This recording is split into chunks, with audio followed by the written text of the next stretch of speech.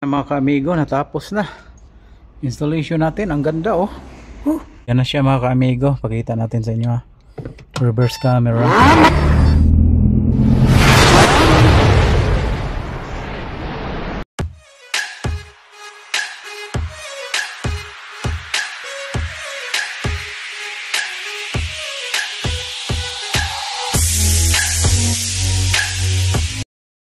Hello mga ka-amigo, good morning sa lahat. So welcome back. So this is Amigo Rolando. So sulit yung bakasyon natin, galing tayo sa Cebu nung nakaraan.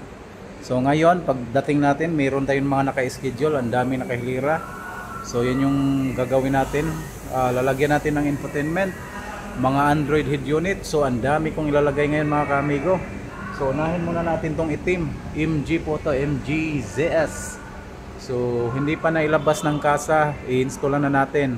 So shout out sa lahat, shout out nga pala sa lahat ng aking mga kamag-anak sa Toledo City, at lalo na sa ating mga kaibigan ng mga vlogger. Salamat sa inyo, shout out sa inyo lahat. Lalong-lalo na sa mga sumusupport kay Amigo Rolando, sila si Binichan, sa lahat ng mga kikibit team na ating mga kaibigan. Salamat po sa inyong lahat. So anuhin natin, simulan na natin. So ayan mga ka-amigo, MGZS po yan, kasa po yan, dealer. So ito na yung pinakaloob niya, yan yung original stereo ng MGZS kung makikita nyo. So sa itaas, nakahanda na yung gagawin natin. Ito yung sa camera sa harap, camera sa likod, harness nya, plug and play, tapos mga auxiliary, at yung gamit natin, nandyan na. Okay, so simulan na nating baklasin mga ka-amigo kung alin yung uunahin dito. So as long as kung makikita nyo yung mga video ko, mga MGZS, walang pinagkakaiba sa pagbaklas dyan. Bali yung uunahin natin dito mga ka-amigo, kung makikita nyo, so ito yung unit. So ito yung unahin natin lagi. So walang ibang unahin, ito lang hanggang sa matanggal siya. Tapos isusunod natin to, itong dashboard na yan, yung frame. So ganito lang yan kasimple, dadaanin natin dito hanggang sa abot siya doon. So kailangan timing lahat para matanggal to. So ayan na, natanggal na siya. So ngayon ang gagawin natin, tatanggalin natin to, itong socket, yung saksakan ng kanyang hazard. So ayan, tanggal na siya. So ito na, wala na. Lagay lang natin sa gilid, ingatan lang natin. Pagkatapos ito na naman, so need ito persahan kasi bago yung unit, need talaga ng persahan to. So ayan na, dandahan lang nga dito, persa lang to, persa. Kasi pag hindi mo pinirsa yan, di matatanggal yan. So ayan, so baklas na. Ganun lang kasimple. Tapos tornilyo, isa, dalawa, tatlo, apat na tornilyo yan. So ayan, tornilyo lang mga ka-amigo, tanggalin natin to.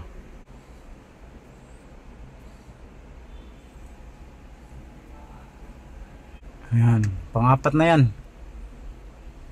Ito na, pang-apat na tornilyo yan. So baklas na. Ngayon ang gagawin natin, tanggalin lang natin to. Ayan na siya. So yan yung original socket ng MGZS. So pag MGZS, Amigo Rolando, pinaka-expert po dito. So ayan. So ayan na, tinanggal na natin. Ayan, yung antena at saka yung power harness. Ayan na siya. Yan. Okay, so plug and play lang tayo dito, ha. So ito yon, plug and play tayo, mga perikoy. So socket by socket lang yan. So ayan na, nalagay na natin. Socket by socket, oh, tingnan nyo, di ba? Sas ay. So ngayon, magbutang tawag kuan, camera. Camera sa harap. Mo yung camera sa harap. So mo ni siya ito. Ito yung camera sa harap, ididikit lang yan. DVR ang tawag dyan. So ayan na siya, nalagay na natin ang camera. Ayan, oh.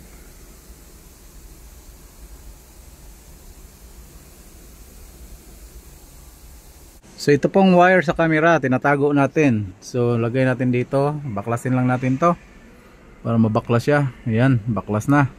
So ayan na, naipasok natin yung wire. Tingnan nyo, oh yan, pasok na yan. So maganda siya. So ngayon, susunod natin dito yung GPS antenna. Ito yung GPS antenna niya mga ka-amigo. Yan mga kamigo, ayusin natin to, ilagay natin doon. So ayan na yung forma ng GPS nya, nandyan na siya. Ayan. Tapos naglagay tayo ng dalawang slot ng USB. Ang gagamitin tong isa para sa camera niya ng USB type, para sa harap na camera. Tapos yung isa naman extra for charging. Pwede rin siya sa mga flash drive, mga movie, pwede yan. So lulusot na natin dito. So ayan na siya. Ayan na, nilagay natin yung USB para sa camera natin sa harap. Ayan na siya. So ayun mga ka-amigo, naka-ready na lahat yan. So ngayon, reverse na lang, reverse camera. Okay. So mga ka-amigo, tutuloy-tuloy lang natin. Bali, reverse camera lang kulang. So okay na yung mga ginapang natin dito. So tuloy natin sa likuran. Ayos. So ito yung wire ng reverse camera. Ayan yung socket niya. Male socket yung reverse camera. Ayan, dinugtong na natin yan. So ito na yung socket niya. Tipan natin yan at saka idugtong natin yung power. So ayan na, ready na lahat. So reverse na lang. Alright mga partners. So ayan na, makikita nyo mga kamigo, bungkag na siya. Bungkag pa sa tanang bungkag. So ngayon mga kaamigo, buksan natin. Lagay natin yung kunin natin yung ano doon, yung wire papunta dito, yan punta sa likuran. So dyan natin kunin. So need natin igapang ng maayos mga kamigo papunta dito kasi ito talaga yung panghuli natin, reverse camera. Mga kamigo, yung wire lulusot na natin galing doon, pinapunta dito, pinapagapang, tapos papunta dito. Okay. Ito na mga ka-amigo, nakarating na siya dito. So ganyan, galing doon papunta dito. Yan, tanggalin natin to Ayan, lulusot lang natin to dito mga ka-amigo. Ganun lang kasimple sa MG. No need ka nang magbaklas-baklas ng tail light. So, ganun lang yan. Hanggang sa kukunin mo siya doon sa pinakailalim. Tapos isusunod natin to. Ito yung positive negative. Kukuha siya ng power para gagana yung reverse camera. Ito lang yun. Amigo, isusunod natin camera. So nandun na. So konting kimbot na lang to. Yung camera natin, nalagay na natin. Ganda ng pagkalagay Amigo, ito na, natapos na. Ipakita ko sa inyo reverse. Ayan, yung reverse camera na nilagay ko. Okay na. Tapos mga ka-amigo, yung harap na camera andyan na din. So okay, klarong klaro po, ayos na ayos. Alright na alright.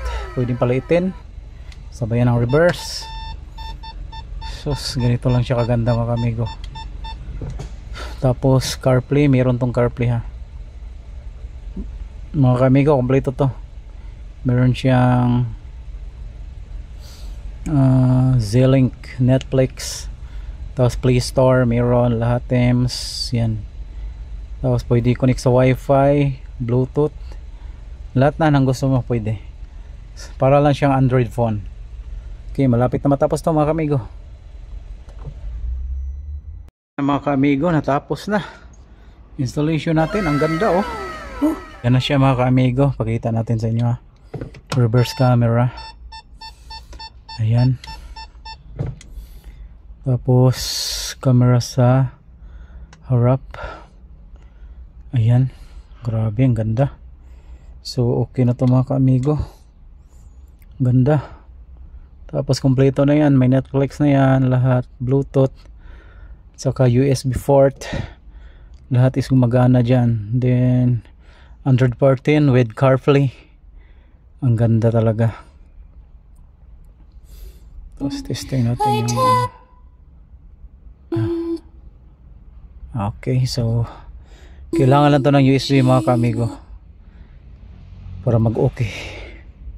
So ayos na mga ka-amigo, ang ganda ng setup ni Amigo Rolando. So yun na mga ka-amigo, natapos na yung setup natin. Amigo Rolando, just subscribe na lang sa channel ko. So pinakita ko po lahat sa inyo kung paano ko ikakabit yung unit at saka yung mga wirings. Then plug and play lang po tayo, wala tayong problema. So ayan na siya, ang ganda So MG ZS na variant, so press from casa. hindi pa siya nilalabas, nilalagyan na natin kasi plug and play lang tayo. So mga ka-amigo, shout out sa inyo lahat. Kung gusto nyo mag-direct sa akin, PM nyo lang ako.